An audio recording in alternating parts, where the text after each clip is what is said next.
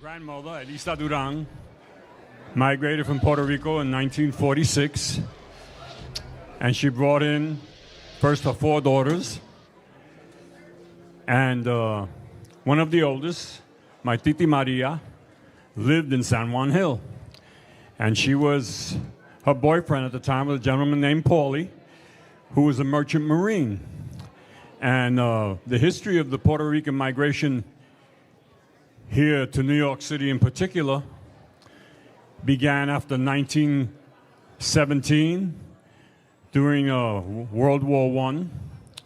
A lot of great musicians from Puerto Rico, gentlemen from the musical families, the Duquesnes, the Rafael Hernandez, and the Valdezes, resided here in San Juan Hill because they were a member of the world-famous 369th Hellfighters Division of the United States Army that landed in Paris in 1915. In 1917, with the Jones Act, every Puerto Rican became an American citizen. And little by little, they started migrating here, and the first community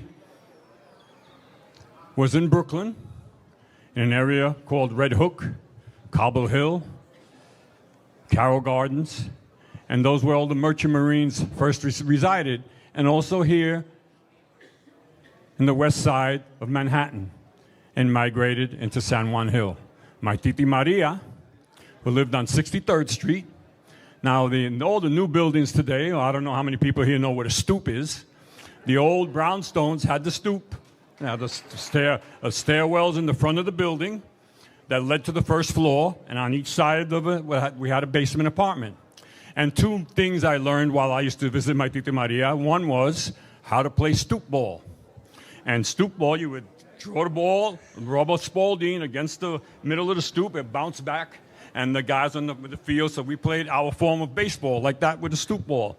And another thing I learned was the importance for us young people and everybody was the taking the deposits, the bottles, back to the stores and make that money.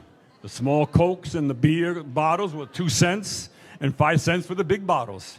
And there on the basement apartment was sort of what we call, what I know to be in the South, they had this place called juke joints.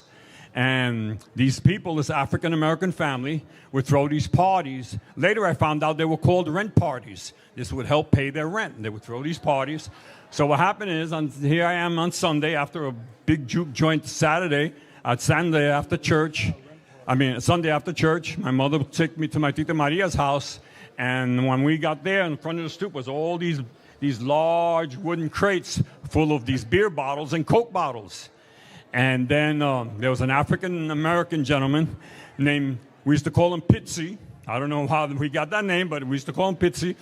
And he would tell me, my nickname as a kid was Papo. Papo, come here, help me move these crates. And I said, I don't know, they're kind of heavy. He said, no, help me, and then you do the deposits. I said, deposits? I said, no, don't worry about it. Come with me. So I helped them with the boxes. So we drove around the corner, and there was one of those places that sell beers and sodas and all of that kind of stuff.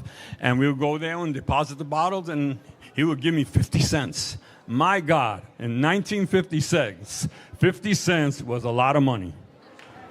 I mean, I could buy a lot of Tootsie Rolls with all of that, okay? So that was my story, my Titi Maria, for you.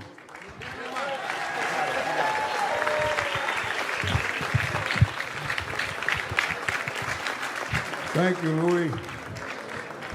We'll be running for governor soon, by the way, just to let you know.